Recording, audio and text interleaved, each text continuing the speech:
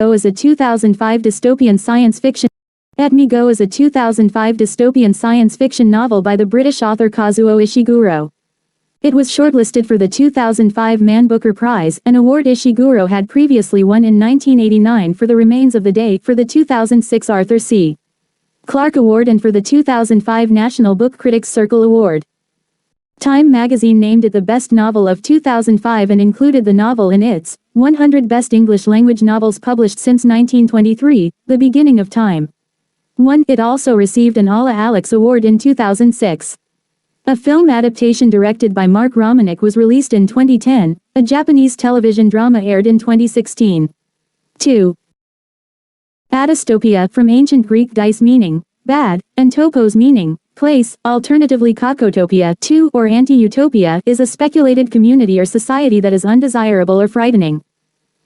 3. 4. It is often treated as an antonym of utopia, a term that was coined by Sir Thomas More and figures as the title of his best-known work, published in 1516, which created a blueprint for an ideal society with minimal crime, violence, and poverty.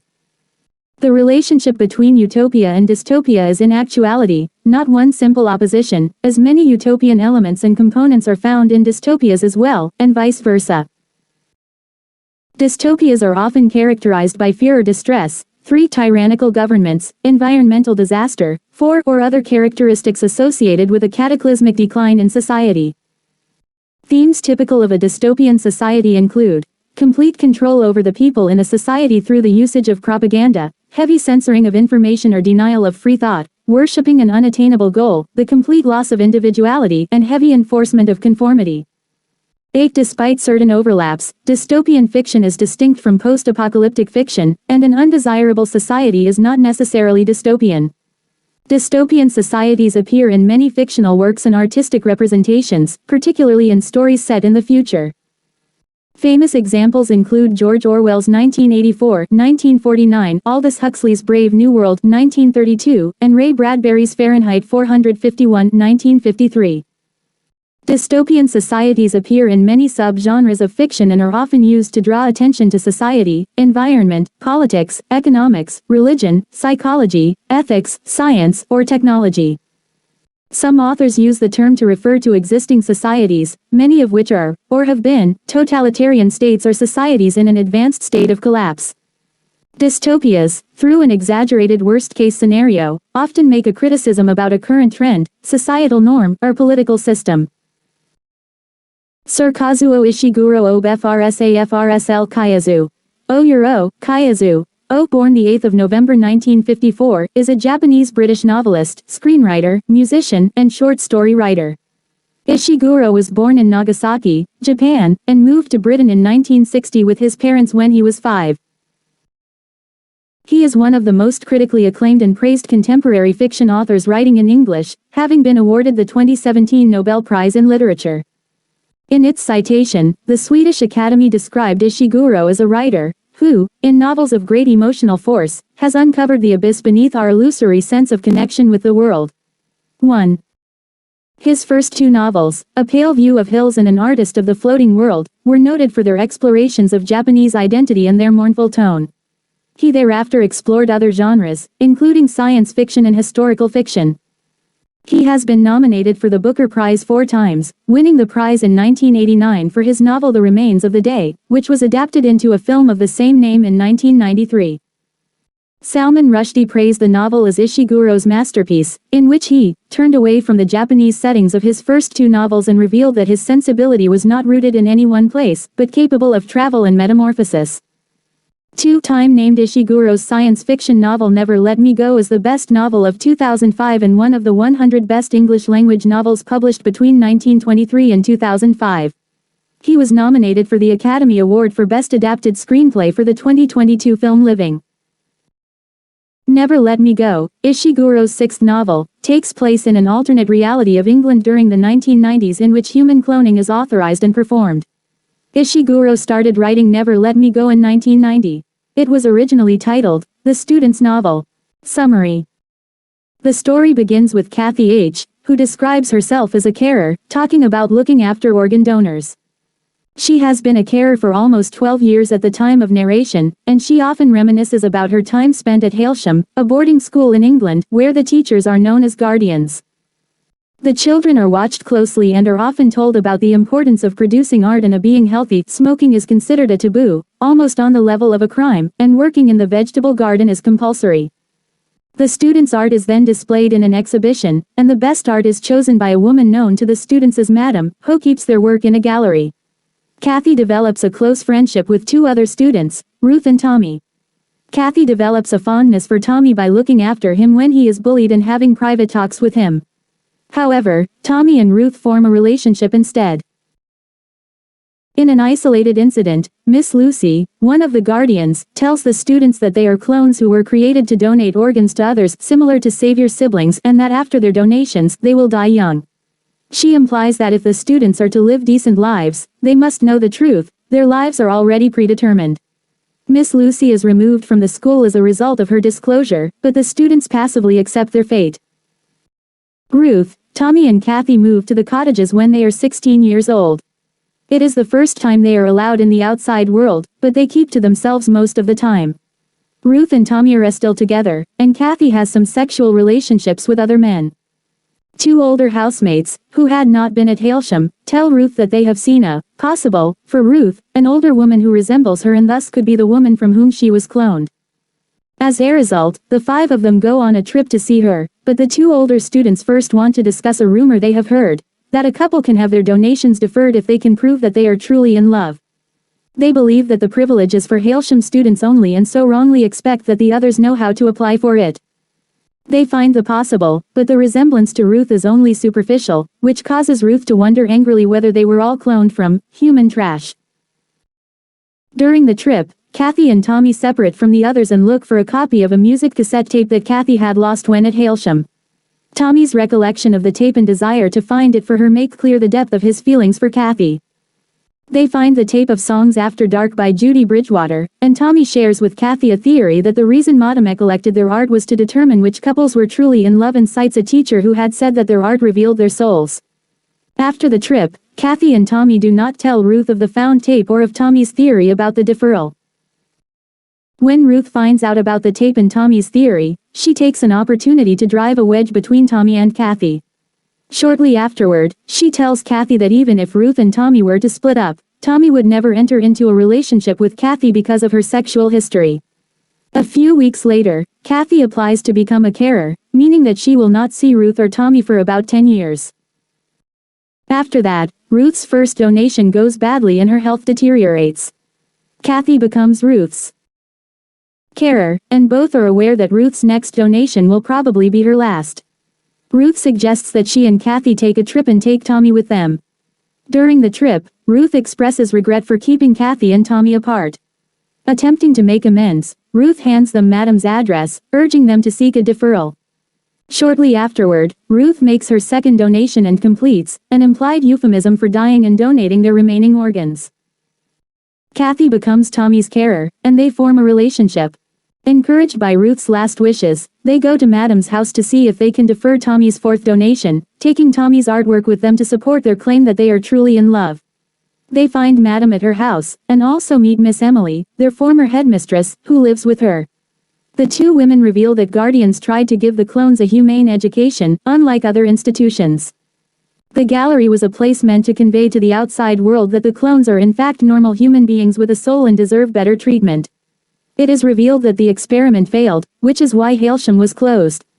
When Kathy and Tommy ask about the deferral, they find out that such deferrals never existed. Tommy, knowing that his next donation will end his life, confronts Kathy about her work as a carer.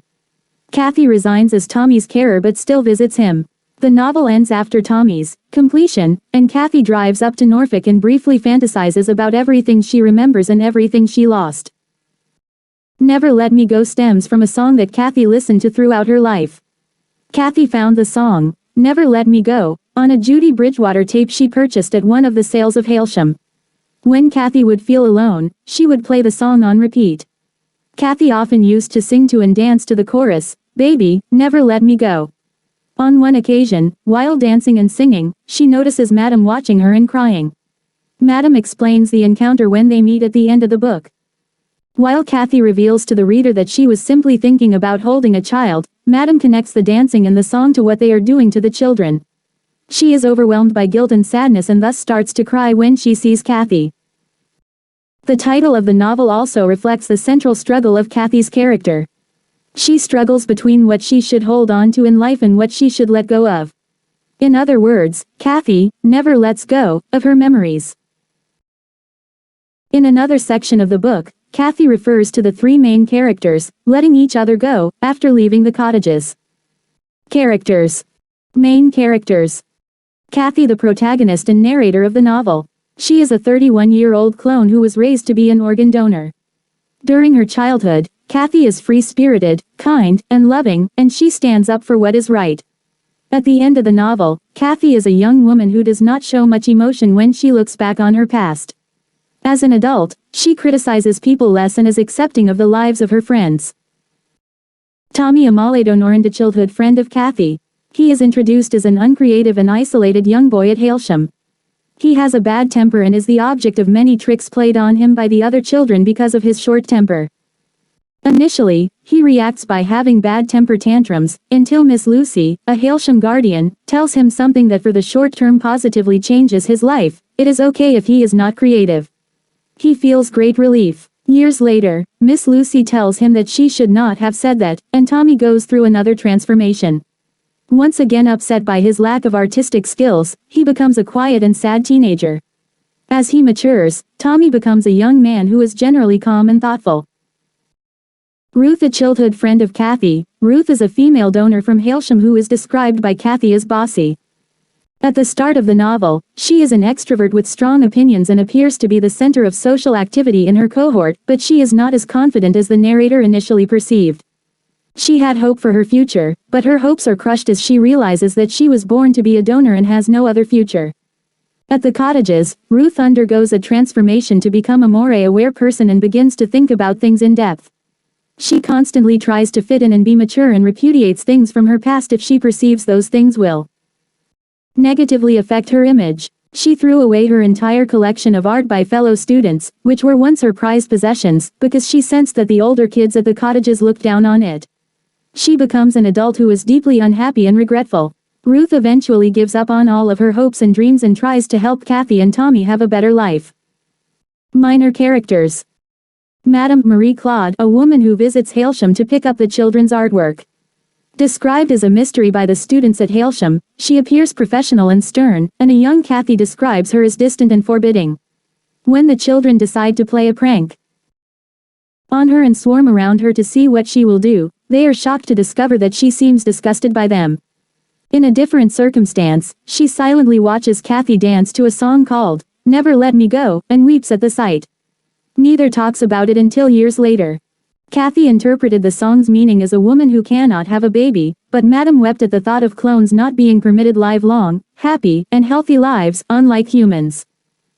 Miss Emily, headmistress of Hailsham. She can be very sharp, according to Kathy. The children thought that she had an extra sense that allowed her to know where children were hiding. Miss Lucy, a teacher at Hailsham with whom the children feel comfortable. She is one of the younger teachers at Hailsham and tells the students very frankly that they exist only for organ donation. She feels a lot of stress at Hailsham and is fired for what she tells the students. Miss Geraldine, a guardian at Hailsham who works with younger students with teaching art. Chrissy, another female donor, who is slightly older than the three main characters and was with them at the cottages. She and her boyfriend, Rodney, were the ones who found Ruth's possible, the person from whom Ruth might have been cloned, and they took Kathy, Tommy, and Ruth to Norfolk. She dies because of her organ donations before the book ends. Rodney, Chrissy's boyfriend, the one who originally saw Ruth's possible. He and Chrissy are mentioned to have broken up before she completed. Analysis. Ishiguro has stated that the novel began with a plot involving a nuclear bomb, but that he then began to wonder what the 20th century might have looked like if the incredible developments that took place in nuclear physics, culminating in the creation of the atom and hydrogen bombs, had taken place instead in the field of biology, specifically in cloning. 4. In contemporary literature, author Anne Whitehead highlights the novel's focus on healthcare as particularly thought-provoking, with Kathy's status as a carer defining much of her adult life. Whitehead writes, Kathy's preoccupations with professional success and with minor inconsistencies in the system mean that she is not addressing either her own imminent death or the larger inequities and injustices at work, and wonders, is caring, viewed in this light, a form of labor that is socially valuable because Kathy is making a positive difference to others, preventing agitation, or, given the political resonances of Ishiguro's choice of word here, is it a means of preventing resistance and unrest? 5. John Mullen speculates that the novel's modern setting is calculated to have a defamiliarizing effect. While this novel measures carefully the passing of time, its chronology, we soon realize, is removed from any historical reality that we can recognize. 6. Louis Menand, in The New Yorker, described the novel as quasi-science fiction, saying, even after the secrets have been revealed, there are still a lot of holes in the story. It's because, apparently, genetic science isn't what the book is about. 7. Sarah Kerr, in the New York Times, characterizes the novel's setup as potentially dime store novel and an enormous gamble, but elaborates that the theme of cloning lets Ishiguro push to the limit ideas he's nurtured in earlier fiction about memory and the human self. The school's hothouse seclusion makes it an ideal lab for his fascination with cliques, loyalty and friendship. 8. Horror author Ramsey Campbell labeled it one of the best horror novels since 2000, a classic instance of a story that's horrifying precisely because the narrator doesn't think it is. 9. Joseph O'Neill from The Atlantic suggested that the novel successfully fits into the coming-of-age genre. O'Neill writes that Ishiguro's imagining of the children's misshapen little world is profoundly thoughtful, and their hesitant progression into knowledge of their plight is an extreme and heartbreaking version of the exodus of all children from the innocence in which the benevolent but fraudulent adult world conspires to place them. 10. Theo Tate, a writer for The Telegraph, wrote, gradually, it dawns on the reader that never let me go a parable about mortality. The horribly indoctrinated voices of the Hailsham students who tell each other pathetic little stories to ward off the grisly truth about the future, they belong to us. We've been told that we're all going to die, but we've not really understood. 11. In 2019, the novel ranked fourth on The Guardian's list of the 100 best books of the 21st century. 12.